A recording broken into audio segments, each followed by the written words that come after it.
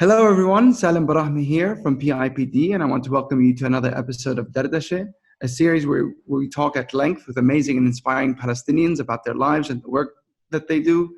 Today, we're joined by a good friend, Ahmed Shihab-Eldin, Emmy-nominated journalist and storyteller who has worked for the New York Times, Vice on HBO, and Al Jazeera. Welcome, Ahmed. It's great to have you. My pleasure, man. How are you holding up? How are things? How am I holding up? The question is, how am I laying down? How are we sleeping at this time? I'm good, man. I'm really super excited. I mean, it sounds crazy to say excited about this moment, but I think even in a crisis with all this uncertainty, there's a real opportunity to kind of address things that many of us maybe have neglected because of the day-to-day and the rat race and all the things that, occupy our mind and our time and our attention when we're not alone in quarantine. So yeah, I'm trying to see the opportunity in the big things and the small things. So like the day-to-day, getting through the day, there's a lot of opportunities. And I think then just reflecting on, how do we move forward from here in a way that's constructive instead of destructive. Totally, it's extremely important, and I think it allows you to slow down. And for me, at least, it's developed a moment of empathy, of I think further understanding, and I think it helps put into perspective a lot that we take for granted. Where are you at the moment? So I'm in Kuwait, which is where my parents live. About 3 or 4 weeks ago, when I was watching, the situation unfold around the world. And certain events that I had where I'm living usually in New York started getting postponed and then getting canceled, like a UN event. And I had applied to a fellowship at Stanford and I was supposed to have an interview, and then it got postponed, then it got turned into Skype, then it got canceled. And my intuition told me to get out of New York City.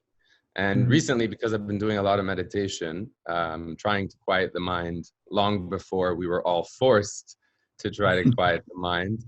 I don't know, there was something inside me that said, go be with your family, get out of New York City for my own personal well-being. And so, yeah, I've been in Kuwait for about 4 weeks now. And actually my flight was the second to last flight before they shut down the airport. And then my dad, who was coming back from Italy as things were escalating in Italy, he actually landed on the last flight to Kuwait. So we've been, me and my father, in quarantine, and we're separate from my mother because she has a compromised immune system because of her battle with cancer. So we're all together, but not together, like much of the world. That's tough, man. I'm sorry to hear that. It's okay. I hope you're all doing well. Ahmed, I think one thing we want to do today is talk about you and your journey and your life and some of the amazing work done. So I want to take it back to the beginning, where you're Palestinian, but I think you're quite global in terms of the places you lived. Take us through a bit of your upbringing and your childhood and some of your experiences. This is always an exercise in learning how to be concise when I'm asked that question, because I end up spending 40 minutes just getting to the age of 12. And then, so I was born in Berkeley, California. My parents were both born in Palestine, and even though I was born in California, I never lived there until I was 17 years old, and I went to university there. So in between being born and being 17, I was very fortunate to live in many different places in the world with very different cultures and very different kind of norms.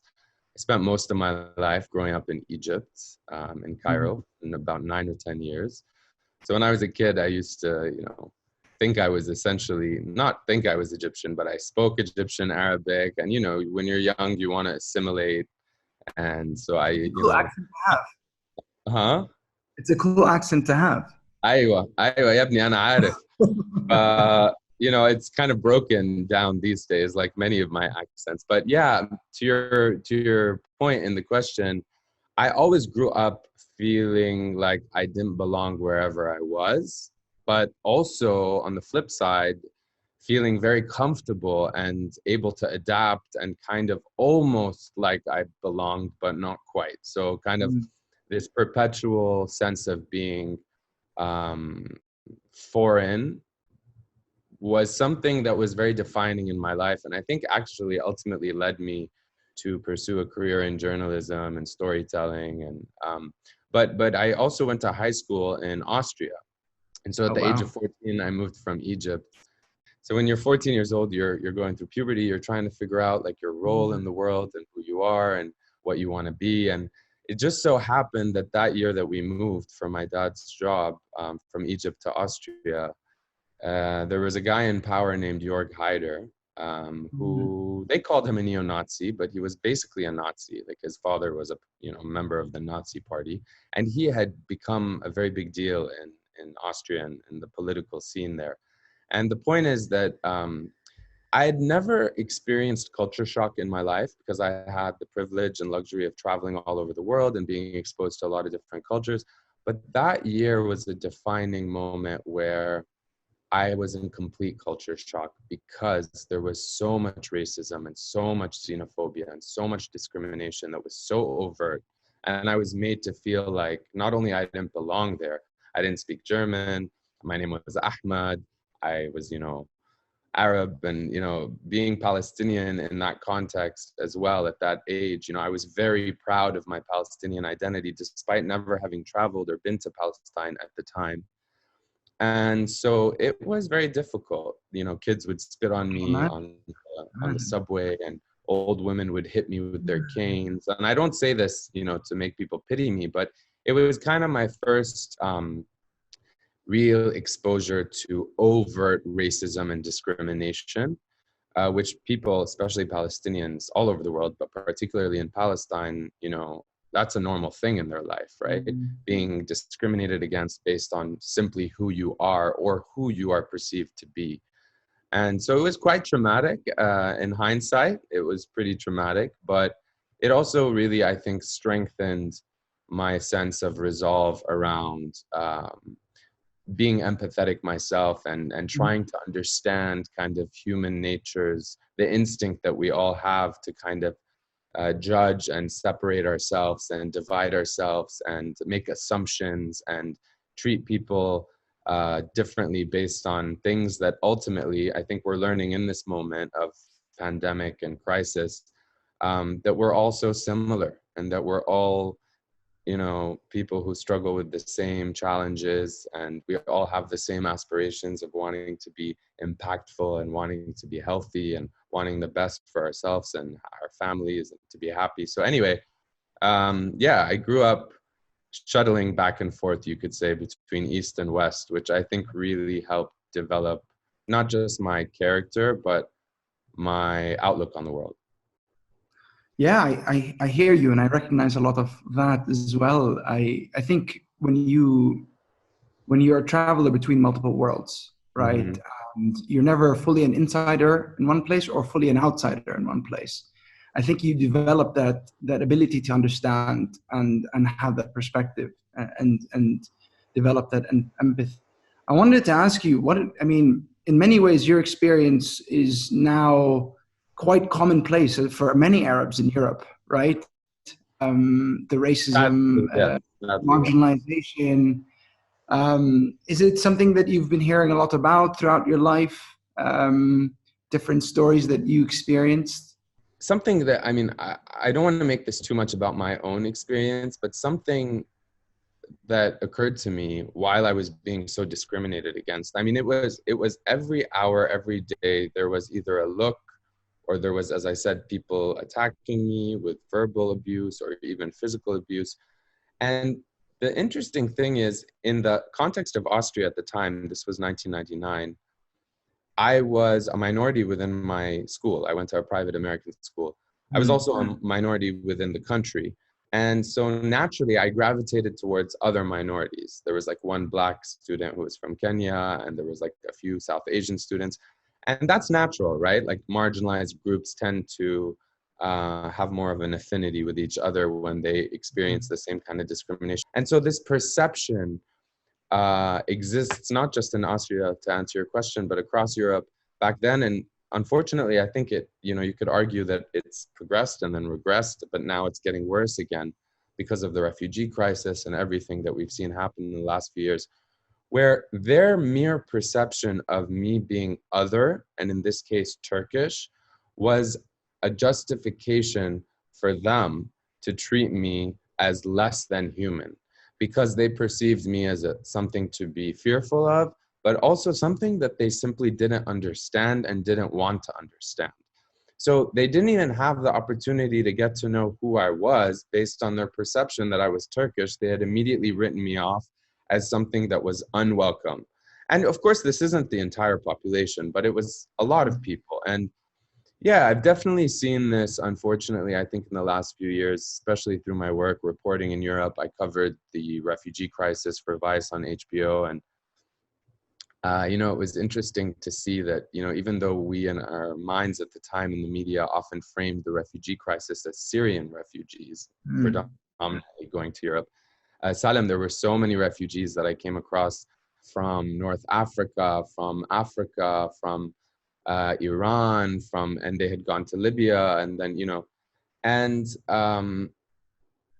yeah, I mean, it's sad to say, but even as the world is so preoccupied with trying to fix or contain or mitigate this pandemic, there is also still a refugee crisis, and wars are continuing. And as you know, living where you're living, conflicts and occupations and wars continue in this case. And yeah, it's definitely something I've witnessed and not only experienced personally, but seen it happen to other people. And I think that's what really compelled the focus of my journalism for so many years to be about social justice and about human rights and about equality and about dignity.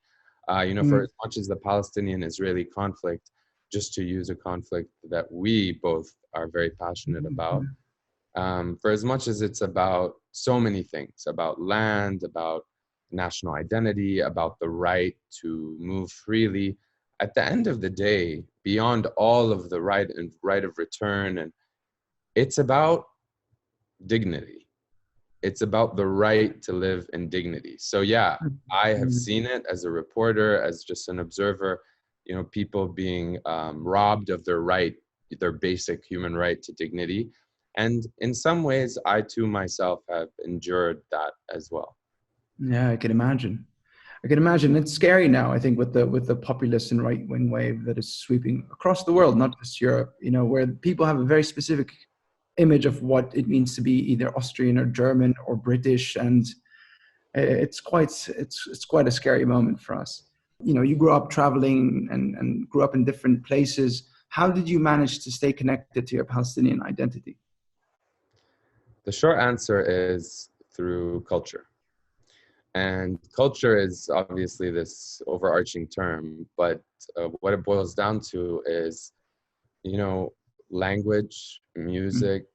Fairuz isn't Palestinian herself, but in my mind growing up, she was as Palestinian as it got, and that again talks about perception versus reality. She sounded to me Palestinian enough. Her music and many songs of hers, of course, are about Palestine. And they also, when I got to the States and I was 17 years old, living alone in a country where there was so much disdain towards Palestinians, towards that identity, which I was so attached to at the time. And the way I would connect to it would be, connecting with Palestinians, with my mother, with my family, with my cousins in Jordan, and sharing the things that, I think that we don't realize at the time, but that actually are what we build our attachment to identity around, which is, common customs, food, music. I would always find Palestinian restaurants wherever I would be, whether I was living there or traveling there. And I had the luxury of traveling a lot for my job. And, even, this is kind of cheesy, but this shirt that I'm wearing, as you can see, is made by a friend of mine in DC who is half Palestinian, half Hungarian. He has this company called Threads of Palestine. And so, just essentially wrapping myself in things, music, surrounding myself in things that are physical and tangible, or also just music and watching old films and food and connecting with people who, like, for example, I can't cook a single Palestinian dish properly. But, you know, when I would find people, whether restaurants or chefs in Egypt or not in Egypt, in Austria or in the States or in Europe, there's just that immediate recognition. You can be a stranger, but you know, it's like you're strangers in recognition because you recognize those comforts, kind of cultural comforts that really make you feel at home, even if you're not at home. And again, even until I was 22, I had never been to Palestine, but you know, Palestine existed, as it does for so many of us Palestinians living in the diaspora, as, I don't want to use the word fantasy because that can be perceived, you know, in a negative way from the people who are living the reality of what it means to be living in Palestine, which now, as an adult, after spending several trips reporting there, I know all too well, and I've had a first row seat to what that struggle is like. And so, yeah, I mean, I connect to my Palestinian identity and always have through connecting with other humans who have an appreciation for Palestine if they are not Palestinian. Let's say they're Arab, but you know, there are many Arabs and even many people who are not Arab who appreciate the culture and the culture of resilience and the culture of dignity, and also just the rich culture, as I told you, the food, the music. Majority, the majority of Palestinians actually live abroad. They can't, I Yeah, mean, they're yeah. exiles, they're refugees, or live in the diaspora. And for a lot of Palestinians to be able to connect with their identity, it is, as you said, through culture, through food, through other Palestinians. And it's tough. I wanted to ask you, you know, was your family family of refugees? Did they have to flee Palestine? Yeah, you know, it's so interesting, Salem. In my mind, yeah, of course. Mm, But you know, I've had conversations over the years with Palestinians and with others who frame that question as, well, no one had to leave. It was a mm, choice. Those who interesting. left chose to leave. You Mm, know, and you hear this with many persecuted groups, you know, this idea that, well, did they kick you out of your home? And, you know, so my dad's family is from Jaffa. wow. Was born in Jaffa. And my mom's family is, she was born in Akka, but she's هم من طيرة Haifa, so from Okay. Haifa. And my dad's family left in 48 and they went to the border with Egypt and Sinai. And then you know, the story goes that my grandfather kept coming back and checking, and then no, he had to go back to Egypt on the border. And they were essentially waiting to come Mm, home and then never did. And then they went to Egypt, or they went from Egypt to Iraq to Syria, and they did a whole loop, if you will, in the Arab world, and eventually settled in Kuwait because my grandfather in the 30s had come to Kuwait to help build the education system here. And so he had a tie to Kuwait, and then he worked for Al Bank Al Arabi, the Arab bank. So, you mhm. know, I could spend the next 30 minutes telling you his whole trajectory. On the Yeah. flip side, that was in 48.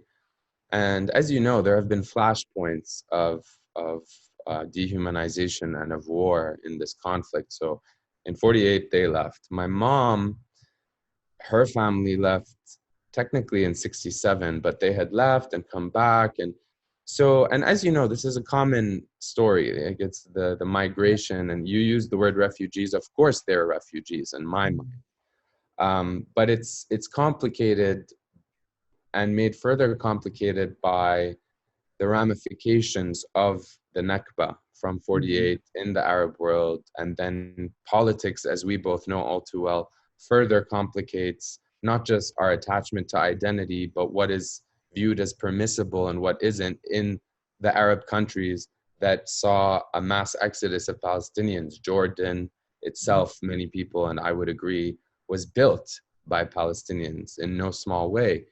Kuwait, as well, you know, so many Palestinians, there were a handful of Palestinians with my grandfather who had come in the 30s to build the education system. And people here, you know, the identity of being Palestinian, unfortunately, not just outside the Arab world, but is very polarizing politically because Mm, of how the loss of land and of home has been exploited by Arab leaders. And I'm trying not to get into the specifics and to be mindful of language, because I think, unfortunately, when we talk about Palestine or being Palestinian, the conversation tends to get lost in politics, and Mm. we distract from, I think, the much more important aspect of Palestinian identity, which is, again, that ability to maintain dignity against all odds and to be resilient. My mother ended up going to university in Beirut. Mm. Her brothers, someone to settled in Jordan, her family, her parents settled in Jordan, and one of her brothers went back and spent more time in Palestine and got involved politically. And, you know, I think uh, as much as I want to give you the specifics of where everyone went, I think what's maybe more important to note is that whether I talk to my grandparents or my grandfather over the years about their experience as a Palestinian who had not grown up in Palestine, it was natural for me to want to hear these stories. Mhm. And sometimes I would struggle when it seemed as if they were reluctant, especially when I was very young, to share the exact timeline and trajectory of the Exodus and their being forced to flee from their home. And, you know, when I was younger, I had a lot of frustration and anger, searching for my own identity and my own sense of belonging, trying to understand, why is this something that I'm being told by my parents not to overindulge in? It's not as if they're ashamed of their Palestinian identity, by no means. But the point I'm trying to make, Salim, is that the experience of being forced to leave your home is so traumatic for Mm. people that some people simply can't remember and would rather not remember. It's not that they don't want to or that they have shame. It's just, you know, I've pieced together over the years the chronology and written it down in journals. And even my grandmother and my grandfather, Allah yarhamu, my grandfather, who I'm named after, Ahmed, who built this education system in Kuwait and is very widely praised and recognized here in this country.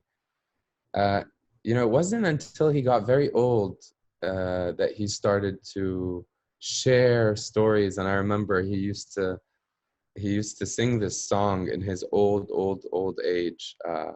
يا فالعزيزة لي وطن في مائها شربت العسل وفي أرضها عشت الزمن تحيا يافا تحيا يافا. And he would just repeat it underneath his breath. And the That gave me last, goosebumps, Ahmed. say it again. That gave me goosebumps. Salim, me too, بصراحة. But what I'm trying to tell you is I spent a big portion of my life demanding an explanation to answer your Mm. question. Yeah. Did you have to leave? Were you forced to leave? What was it like? And what did they do? And why could you not go back? And I was so desperate for answers. And I realized that this is kind of one of the most painful parts of the Palestinian story and narrative, which is that we were, as you said at the beginning of this conversation, there's a majority of Palestinians now that live outside. And for everyone who went close to Jordan or Arab countries or managed to make it to America or Australia or Europe, there are countless stories of loss and countless versions of trauma. And I think the human nature is such that we all deal with trauma in different ways. Some people suppress, some people translate that trauma into creativity and into perseverance and into work ethic. And I guess what I'm trying to say is, you know, finally in the later years of my grandparents' lives, my grandfather, Allah yarhamu, in Kuwait, the last few years of living in Kuwait, he thought he was in Palestine. Wow. He would say to me, خلينا نروح خلينا نروح, like he would grab my hand, and he was not a very touchy-feely person. Mm. But because I was, he would in these moments grab my hand and be like, بدنا نروح على المزرعة بدنا نروح. And I realized that he literally chose in, you know, I don't think it's like senility or dementia, but perhaps aversion, right? Mm. he, in his older years, reverted back to when he was a child and would go to do this errand and that errand in Palestine and pick oranges and,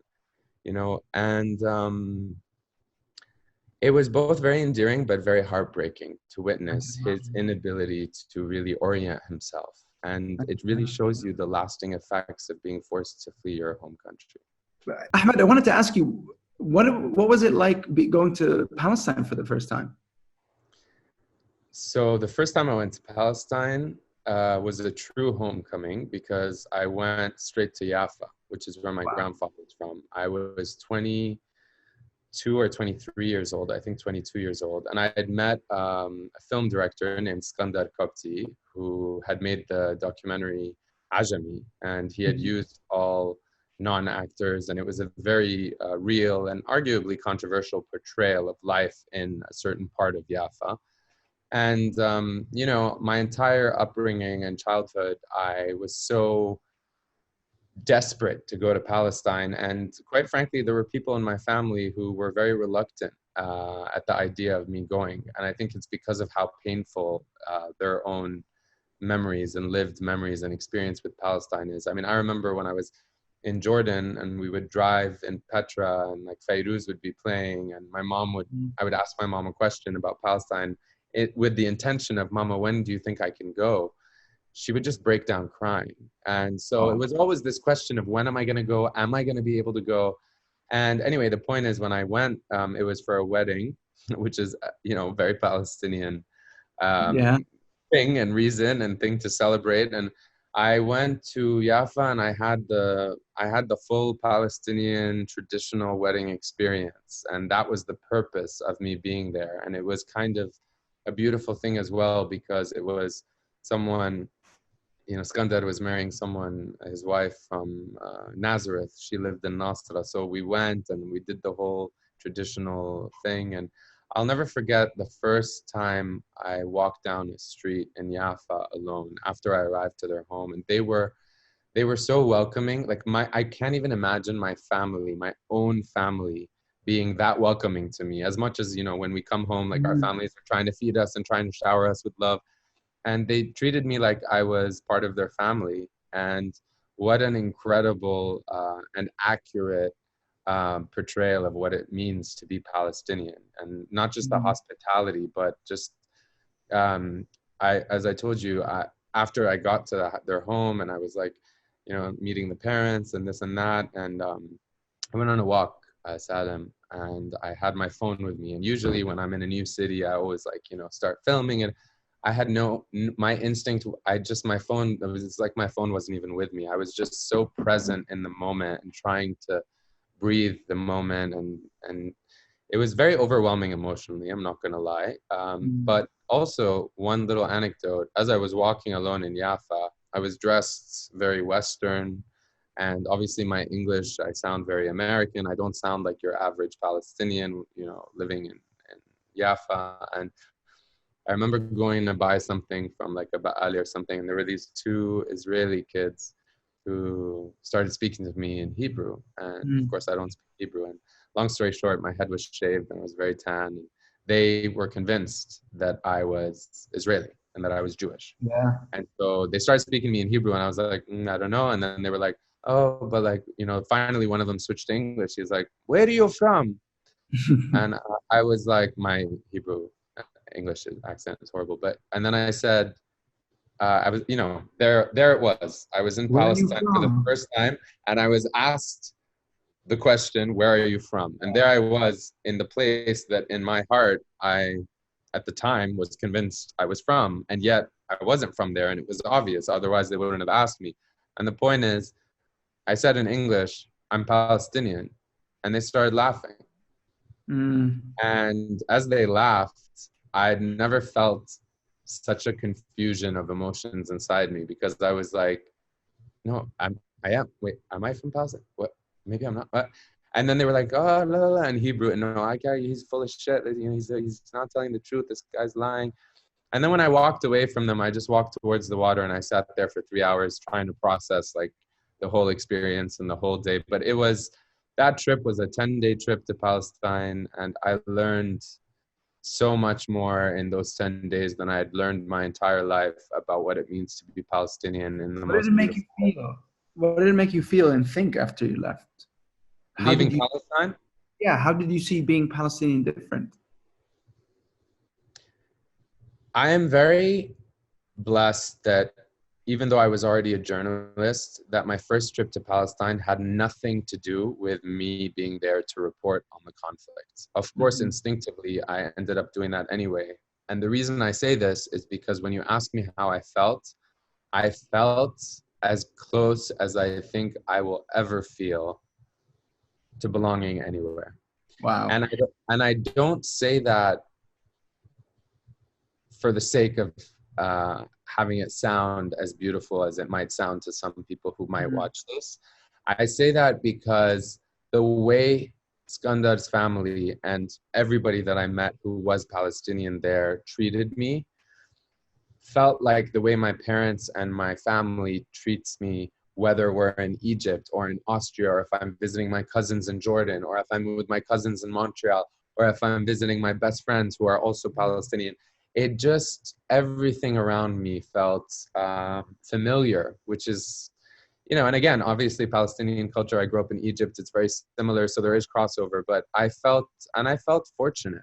I felt I felt as close as I'd ever come to belonging, and I felt super fortunate because I know for so many people that opportunity doesn't exist. The thing that I struggle with the most when I meet Palestinians, either in Palestine on that trip or outside through my work and my travel, is this instinct, for better or worse, or the way we've been conditioned to question each other and Yeah. challenge each other. And almost it's as if we've inherited or internalized this inability or this idea that we don't have a right to belong, or that, you know, this struggle with belonging.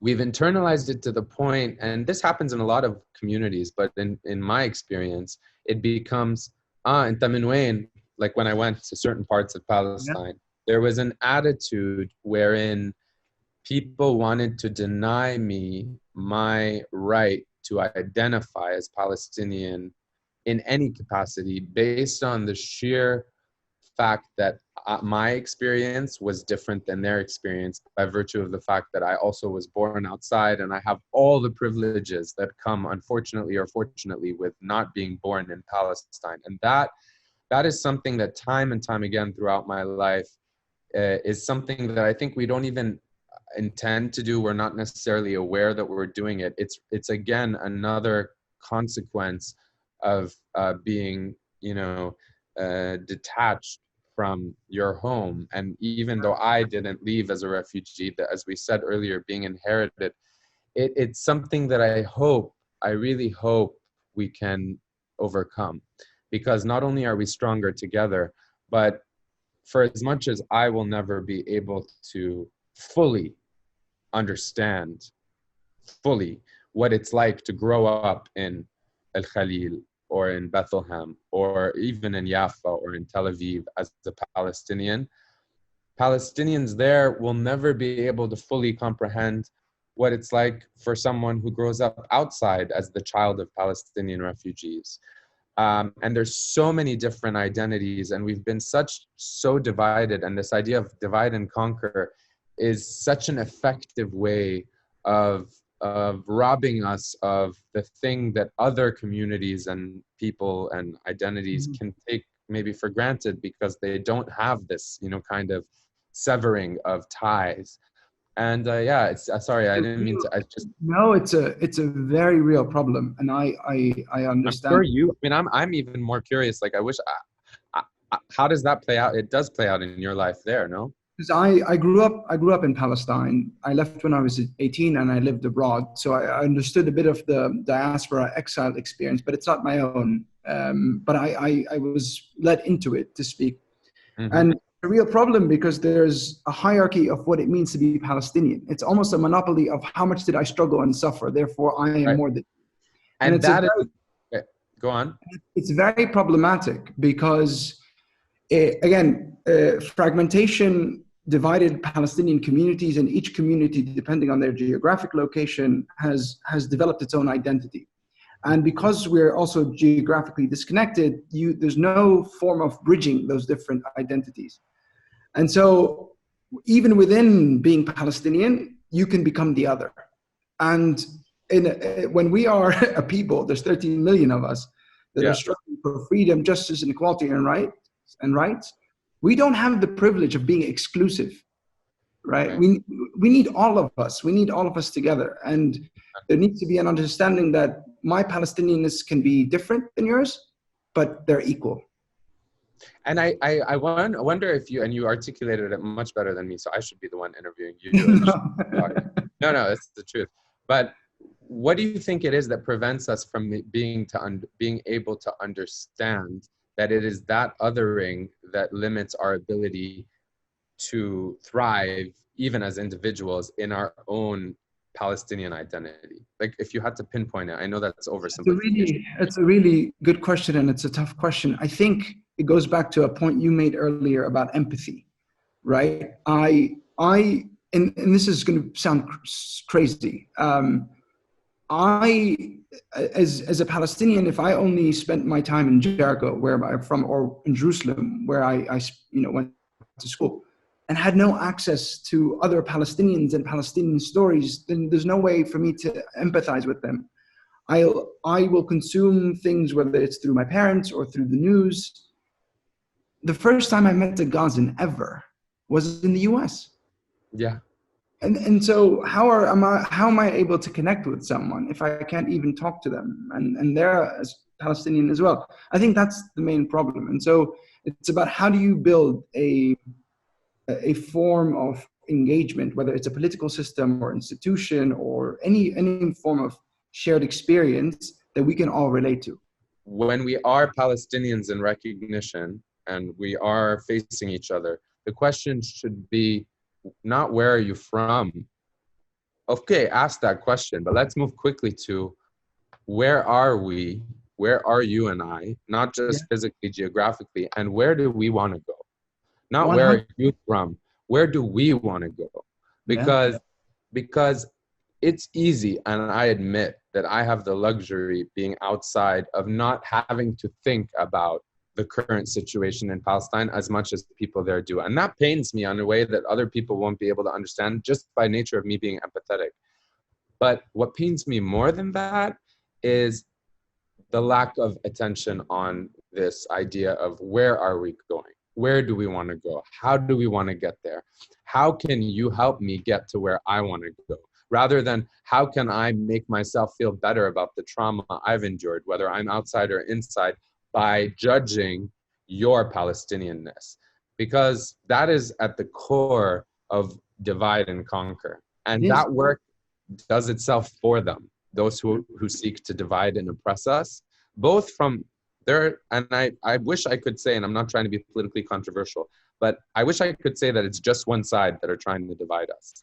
There are people within the Palestinian community that, whether consciously or not, are dividing us. And that's what pains me. And it's like, oh, you didn't go to Gaza, you never saw Palestine. Like, I know people from Gaza who are in the diaspora who tell me, because I never, and obviously it's hard logistically to get there, but I could have gone there as the journalist if this situation presented itself.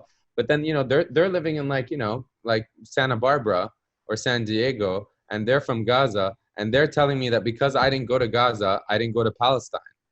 And they believe it. I think there's a poetic justice in this moment that we're living through, where for as much as we're socially distant, we are socially connecting. And I'm connecting with people that I otherwise would have never connected with all over the world. Forget Palestine for just a second. And what I mean by that is this is an opportunity for us to really reprioritize and recalibrate how we have these conversations, which I think is also part of what you're trying to do. And like, I have so much respect for you, because it can be so debilitating for someone outside.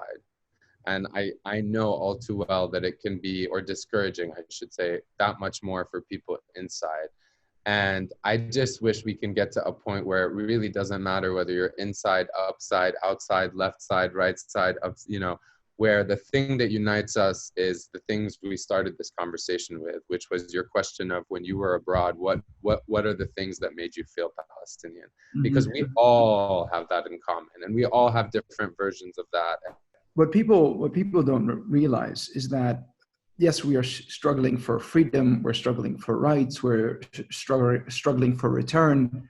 But a big part of what we're struggling for is our story, our narrative, and our identity. And trauma is so baked into a lot of our collective experience. And it makes it extremely hard to navigate and complex. Even today, being able to, identify as Palestinian, and as you said, it's extremely polarizing, and navigating the world as a Palestinian. You're measured by a different yardstick. You're seen as a specific thing even before you utter anything about who you are and what you do and what you represent. Yeah. And it's extremely difficult. And I'm sure you face that a lot in your life, probably especially in your career. Yeah. It's funny. I should never say it's funny because it's everything but funny. But I guess that's some sort of subconscious psychological way of coping as well with the trauma. Yeah, and by the way, I am not a refugee, right? But I am still impacted by the legacy. As you said, the collective trauma does not end with the generation that was forced to flee. And of course, there have been multiple generations that have been forced to flee. But that lack of belonging and that pain and that trauma is inherited through a legacy of collective trauma. And, as I'm talking now, I'm also mindful of trying not to be attached to the identity of victimization. Yeah. Because that is also something very real, not just for Palestinians living inside Palestine, who of course undeniably suffer the most by this legacy that I'm discussing. But, as a journalist, I think it's interesting because part of the reason I went into journalism, a big part, whether consciously or not, was born out of my Palestinian identity and my I was a very empathetic and very sensitive and very aware and very conscious, maybe more so than my parents ever wanted me to be, child. I was aware of these things that we're discussing now as adults. And so all that to say that invariably the reason I went into the profession of journalism and focused on human rights and marginalized groups, whether African Americans in America, whether LGBT people, these groups who are discriminated against, who are robbed of their dignity, who are dehumanized. And it was born out of my very, very conscious recognition of dehumanization. And a kind of, on the flip side, going into this career in a place like America, where America, is so responsible for the sustained and prolonged occupation and dehumanization of Palestinians, not just through its military and economic aid to Israel. And I don't want to talk about politics because that's not where the solution lies in my mind. But trying to navigate after 9/11 in particular, being a journalist in the United States and trying to tell stories about the Arab world or Palestine or the Israeli-Palestinian conflict, or even not trying to tell those stories, I was seen as a threat by virtue of the fact that I exist as a Palestinian who does not, and who I existed at the time, I should say, as a Palestinian who did not fit the identity that was being propagated and presented, misrepresented to the public in the US and in the mainstream media in general, that Palestinians are inherently violent and Palestinians are terrorists and Palestinians are savages.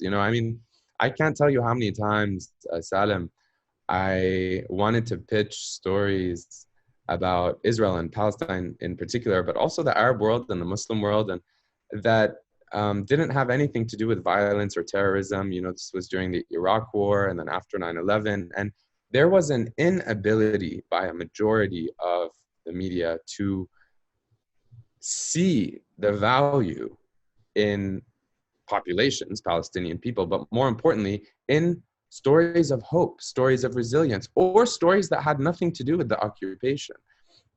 Or not nothing to do, but stories that weren't inherently political or inherently about the violence and the conflict, but Human more stories. about, say it again, human stories. Yeah, human Human stories. There was a and lack of interest and an inability to see the value in telling those stories, which is so disillusioning to me as a reporter. Forget my Palestinian origin or background or identity. That's where I think my disillusionment with media began, when there was an inability to shift out of telling stories in the same way. You know, my mom used to always say to me, in Arabic, I'll translate it. It doesn't sound as impactful in English, but she used to say, like, if you do the same thing over and over and over and you expect a different result, then you're an idiot. And I felt like I was part of this idiotic system where it would cover this conflict in the same way. You know, the false equivalence of Israel and Palestine, you know, disregarding the David and Goliath dynamic between Israel and Palestine. Or, you know, and I mean, you know all this, so I'm not telling you anything you know, but yeah. But it's important to highlight, Ahmed, and I think one thing is, this wasn't happen with you know, media outlets on the periphery Right. of the industry. These are some of the top tier, most well-regarded, most well-known, most well-read, consumed media outlets. Yeah. And what you said about just my existence as a Palestinian was a threat is because, at least in my experience, is when they can't put you in a box, 100%. stereotype, they censor you. Yeah. They put to silence you. And I guess that's your experience, and you've been very outspoken about that. They disregard you almost as an instinctive knee-jerk reaction, because by merely existing as the Ahmed that I am, which is someone who is many things, not just Palestinian, right? And I'm, you know, I can't tell you how many times people say, what do you mean you're Palestinian? You sound so American. I mean, I understand what they're saying, but also, like, as if there aren't, it's just like, you know, people's inability to see beyond what they know and also what is in front of them. Like, we are in a globalized world. It's 2020. We're all struggling with this pandemic. And so it's lost on me, this instinct of wanting to put people and compartmentalize and put them in a box. And I was, you know, my name is Ahmed. I proclaimed I was Palestinian, and you know, my parents are from Palestine, and yet I don't match what they see on the cover of Time magazine. You know, I'm not wearing always 24/7 a kafiyya, and I'm not always angry throwing a rock. You know, these images that have been emblazoned in our minds over a period of time, and through propagating and perpetuating the same narratives. It's a convenient way of avoiding addressing what I would say is the real issues with any conflict, but particularly the Israeli-Palestinian conflict, which is, this is about humans. Do you have an example of one time where you were pitching a story, or you wanted to frame something a certain way, and you faced backlash or censorship, or they disregarded you? Do I have one? I have 17,000. And I say that with a lot of remorse, but you know what I will tell you is, I mean, there are so many examples also of, like, for example, just before I tell you one story, I just want to say that, like, as my career, you know, as any career, you try to advance in your career. And when you're young, in particular in your early 20s, you do what you can to kind of go climb up the ladder and gain influence and gain responsibility, and especially in journalism, gain an audience and gain impact. And as I was succeeding because of my talents, which have probably very little to do with not little to do with my Palestinian identity, but are kind of like in separate from it. You know, it's just, you know, what I learned, the skills my natural born skills, and how I was nurtured, and my education. Alhamdulillah, I was very fortunate, and I have a lot of relative privilege. And what started to happen is, as I succeeded in separate from the topic we're discussing, there were groups and influential organizations that targeted me and others like me who were Wow. succeeding by virtue of the fact that they saw me as more of a threat, because although I was so attached in my youth to my Palestinian identity, separate from that, they saw that I was persuasive and credible and all the things a journalist should be. And that gave them so much concern that there were blogs created. Mm. And the minute I would inject, and I often did it in a very kind of responsible and mindful way of how to bring up, the Palestinian struggle and so on and so forth. Not only was I shot down and dismissed in newsrooms by editors, and I'll get to the specific example in just a second, but beyond being shot down, I started to notice like all these trolls and all these groups that started to say, Ahmed, Hamas sympathizer, Hamas, trying to tie me with, this idea that being Palestinian as a journalist must mean that he is part of Hamas, must mean that if he's part of Hamas, he's a terrorist. And if he's a terrorist, then he cannot be employed, he cannot be published, he cannot be. And, at the time it was pretty difficult to deal with. How did you deal with it? Because it's very important to highlight. People don't understand there's a global phenomenon of shrinking space for us Palestinians to be able to even share our story and to exist. And there's usually the weaponization of the fight against anti-Semitism, or there's immediate comparison of terrorism or backwards or whatever it is. And it's a means, and it's very politically cynical. It's a means to silence and a means to shut down and a means to delegitimize. So I think it'd be great to know how you dealt with that, because as a 25-year-old, it's probably a lot to deal with and quite heavy. I'll be real with you. I numbed myself.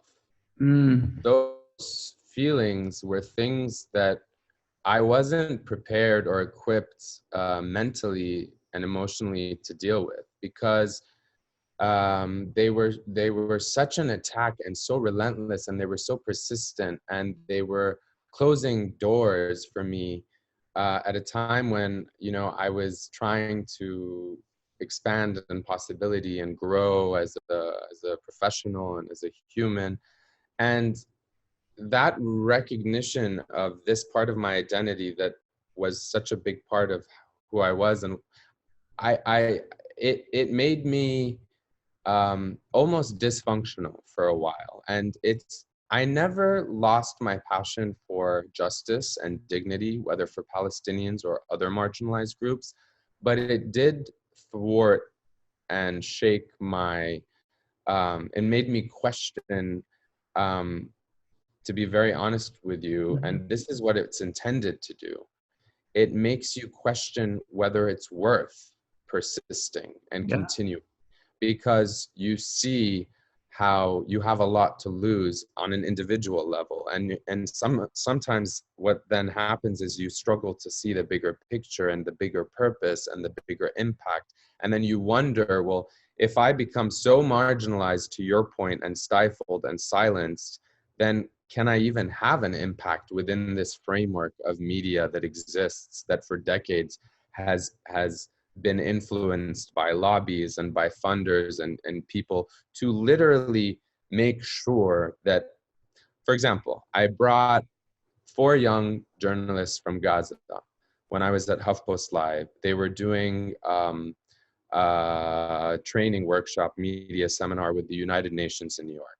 I had helped launch HuffPost Live. I was tapped on the shoulder at a conference by Ariana Huffington, and she wanted me to build for her what I had built or helped contribute to building at The Stream, which was kind of, back when interactivity and Twitter and everyone was trying to figure out this new media changing landscape of like interactivity and social media.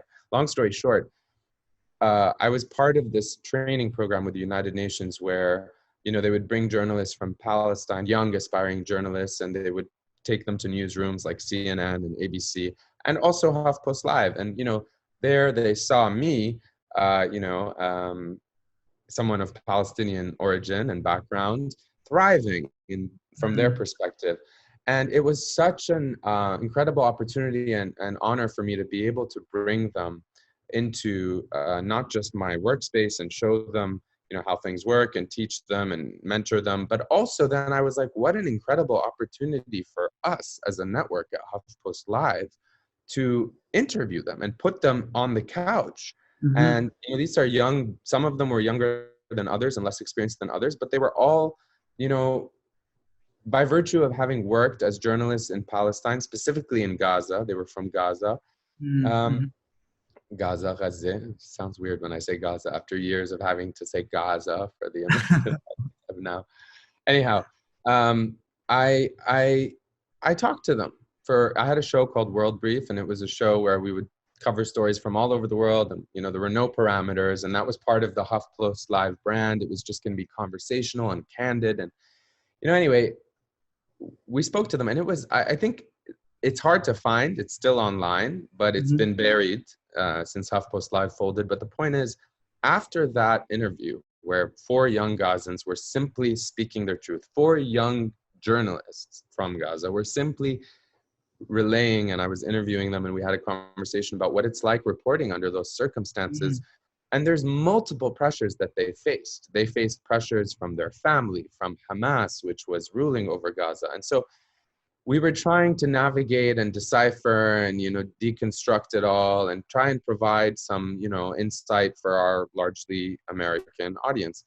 And after it ended, you know, one of the senior producers said to me, "Oh, that was so powerful. It was so insightful." And, you know, and then, even though, you know, it was just a conversation about the profession we were practicing, an email was sent from an exec high up at AOL, which was bought by Verizon, blah, blah, blah. We will no longer be covering Palestine and doing this because, I mean, they didn't give an explanation. And Salim, they never give an explanation. Then I left HuffPost and I eventually went to Vice. And I was at Vice on HBO. And Vice has a reputation and a brand that is known to take risks and to be kind of counter narrative and to push back against conventional mainstream narratives. And there was what was going to become, so to speak, the third intifada when Israel had set up. Anyhow, we went to, I'm just for the sake of brevity, I went on a reporting trip for Vice on HBO to Bethlehem and to Ramallah and to Jerusalem. We reported for 8 to 10 days. There, you know, this was back when there were a lot of kind of you could say clashes were on the rise. And we happened to be in East Silwan, in East Jerusalem. We were in Silwan, and I'd never been to Silwan. This was my 3rd time in Palestine, and I was reporting, and I was so excited to simply be able to be there and tell this important story, in part because of my Palestinian origin, of course, but much more so, I was excited to tell a story that had never been told for an audience like HBO and Vice in America. I was being given a guided tour by a man who was basically taking Palestinian homes and evicting them using deeds from the Ottoman Empire. And then the military would come, and there was a family called the Abu Nab family. And they evicted this family, but the paperwork only allowed them to evict a portion of them. So one little unit of the home, which many hundreds of years ago was said to be a Jewish synagogue, which justified, according to the military court, that this family be evicted. Long story shorter, I was there on a day where we were going to meet the family, and the family was all outside, and there was a guy who was showing me the guy who was responsible for evicting them and for then finding oftentimes immigrants from Europe who were Jewish, who had recently arrived to Israel, and relocating them in these homes that had just been, you know, it's a common story. It's a story that's growing, you know. And I was there, and I was, you know, what an opportunity, right? To interview all these people. And my motive was simply to understand and to document, which is what a journalist should do, and to push back and challenge against, you know, what was being said.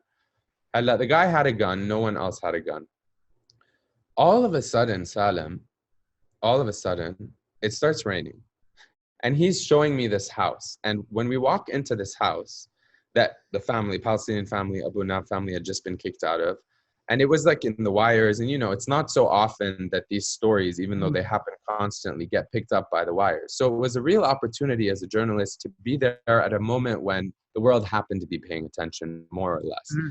And we go inside, and I see two Scandinavian Israelis, both with guns in their back pocket, toys still spread from the family, the Palestinian family that had been living there. And they were just dismantling the place, and they were throwing the toys out, and they were rejiggering the sewage system. And, he's giving me a tour, and I'm trying to push back with my line of questioning because, of course, he was providing a lot of misinformation. And the point is, when we left after 30 minutes, the part of the Abu Nab family and the kind of patriarch of the family was outside, and they saw us. And then he started speaking to me in Arabic, Ahmad, afwan, like da-da-da, and asking me to say the truth, and that what this guy was saying was lies. And that the narrative of Israel versus Palestine was manifesting right in front of me between these people. And it's raining, then it starts raining harder. My cameraman is rolling. And all of a sudden, Salim, it turns into a epic Hollywood production, or what would seem to be, because it's pouring rain. The man's outside, and then the woman, his daughter, who was still legally allowed to be living in the home that was attached to this home, comes from school with her 8-year-old daughter. And she's trying to get into the home, and the two Israeli settlers who were dismantling the home were inside, and they weren't letting her in. They had legally, according to Israeli law, the right to operate and to dismantle and kick out the other family, but they didn't have the right, according to the court document, to kick her out of her home. But they didn't let her in. So then she starts banging on the door, and then there's yelling and screaming, and I was torn between my instinct as a human to want to help this woman, but as a professional journalist, I maintained my composure and continued to simply ask her questions, which is what a journalist is essentially supposed to do. Why are you not being let into your home? Da, da, da. And all of a sudden, my line of questioning, I think, made her reach a critical point. It's pouring rain. She's with her daughter. The rest of her family has been kicked out of their home a couple of days earlier. She's not being prevented from going into her home. These two men have guns. None of them have guns. And I'm like, عفواً, ليش ما عم بيدخلوكي إذا كذا? And I'm trying to ask her. And she turns to me, Salim, and with all the anger in the world, she spits and yells, and she's like, I'm like, شو الحل? Like, what's the solution? And that triggered in her, الحل? شو الحل? And she just lost it. And she just had a nervous breakdown.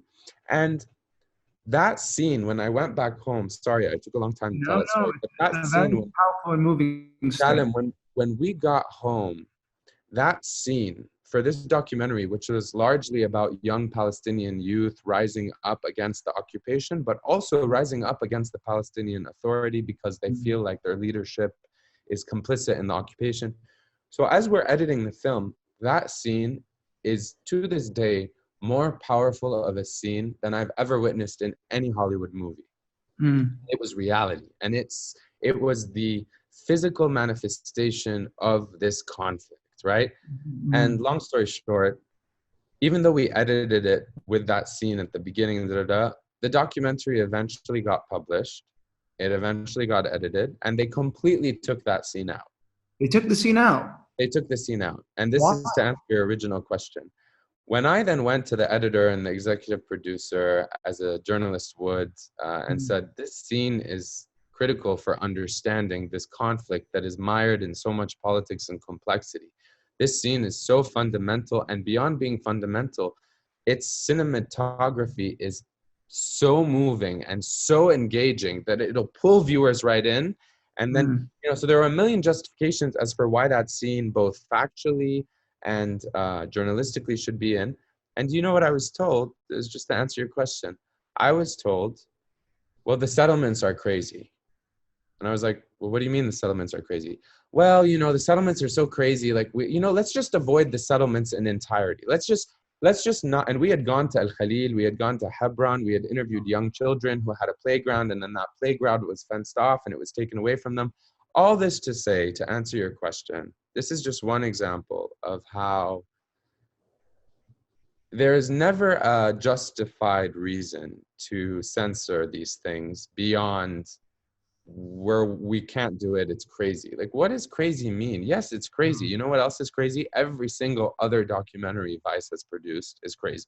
Drugs in Afghanistan, the opium trade, child sex abuse in the Philippines, the Flint water crisis. Every documentary. It's part of their brand. Yeah. Huh? It's part of their brand. It's part of their brand. Crazy is part of their brand. Yeah. Injustice is part of their brand. Protracted conflicts and war, war porn is now their reputation, or was the reputation. And yet this one, for some reason, had to be taken out. And so, yeah, I mean, sorry, I just telling this story makes my stomach rumble because it's a lost opportunity. But beyond that, it really symbolizes why this narrative is struggling to shift. Although on the silver lining side, it is shifting. And so anyway, I don't want to talk about politics. Sorry, I got sidetracked. It's hard not to because I'm so passionate about this. It comes so naturally to Palestinians to just delve into politics. Ahmed, it's so important that we humanize a people that's been dehumanized for so long. And I think that's what that scene does. It shows the raw human emotion from being treated unjustly and in an oppressive manner. Given your experience and your career, what advice do you give to younger Palestinian journalists that are now navigating the same environment that you did? Salam, I've done a lot of work to try to detach myself from a lot of my conflicting identities. And the reason I start with answering your question with that is because we all have conflicting identities on some level or another. And I think if I could give advice to anyone younger than me, or maybe not even age-wise younger, but just starting off in their career, it would be to take the time to quiet your own mind and reflect on what is the purpose and the intention behind your interest in telling stories. Whether stories about Palestine or not. For example, stories about Palestine. Do you want to contribute to the political stories that we are so accustomed to hearing of? Or do you want to focus on humanity? And the reason I would suggest that the focus be on humanity, even outside of politics, the problem with Palestine is, and you asked me a question earlier that I never answered, which is like, what kind of stories would I pitch to editors that had nothing to do with the conflict about Palestinians or about Arabs that would get shot down? There are so many that I don't even need to list them to you. Any story about, and some do get through, and that's what we need more of. And that's what I would urge young Palestinians, young journalists who aren't Palestinian, but who are interested in covering this conflict because of the sheer need for this story to be told in a more accurate and more truthful way, is, find people who embody the aspects of this narrative that are missing. I would also say, try and find ways to bridge the reality that Palestinians are living through, that are relatable and accessible to people who are living all over the world, especially in this moment that we're living in, where we're all struggling to cope with the logistical difficulties of living through a pandemic and social distancing. I think it's a reminder that there is so much more, not only that unites us than that separates us, but that at the end of the day, regardless of, all the relative privileges we may have and that are afforded to us based on our passports or where we were raised or our education or how much money our parents had, or the safety and security nets that are provided to us from our families or from our governments, we all want the same basic things. And this is the moment where, we all are so painfully aware of that. It's impossible to not recognize that. And I think in this moment of, not being distracted by our day-to-day lives, it's to answer your question, find those things that connect us all, those aspirations that we all have. And I think, like, for example, the Gaza Geeks, or what are they called? The Sky Geeks, yeah. Sky Geeks, samahni. Like, you know, just those small little opportunities and communities are where I see hope in not just the future of Palestinians, but also the future of storytelling in general. To break away from the kind of tired narratives that have been told time and time again, and that only serve ultimately, and this is something that I struggled with also at AJ Plus, like, you're speaking to an audience that already knows more or less the point of view that you're trying to relay. So, you know, if we ever want change and to shift people's perceptions, which was the reason I went into journalism, we have to always, to those young journalists, I would say, search for opportunities to challenge, to reach audiences that you're otherwise, you would imagine would otherwise not know or not care about the story you've reported. That is such an important point, being able to reach beyond the echo chamber of people who know. And as you were saying, in Palestine, there's so many voices, there's so many stories that are not being told, and it feeds into that dehumanization trend. I wanna finish with one last question, Ahmed. As you move forward, what kind of stories do you want to tell? What are you interested in? That's the hardest question you've asked me, because I'm really going through, Salem, and I say this with pride and with excitement. I'm going through a period of my career and my life where I'm really reflecting on my purpose and my intention. I know that I will always be a storyteller, and storytelling is my passion. But as you know, there are a million different ways to tell a story, whether it's a documentary, whether it's a film, whether it's a piece of music, whether it's a dance performance, all of that, right? The arts are storytelling. So I recently left my job with AJ Plus, and I did a few acting workshops. I did an improv workshop, and a lot of my friends tease me. They're like, "Oh, hatsirli mumassil, you want to be in Hollywood?" So the aim for me in taking those workshops are to essentially do what I've been doing for more than 10 years now, which is being, as a journalist, studying the human condition and telling stories based on my studying of the human condition. I want to find and experiment and expand outward in a way where I can learn new skills. And the aim is not to become, I think, Salem, the one thing I'll say that ties the last two questions you asked me together is, we tend to be so caught up, and I know this from firsthand experience, with becoming something, with the outcome rather than the process or the journey, with what we want to be rather than what we already are, and taking it incrementally. So what I want to do in the future is I want to, through spending less time focusing on becoming an actor or becoming someone who makes films, I want to experiment with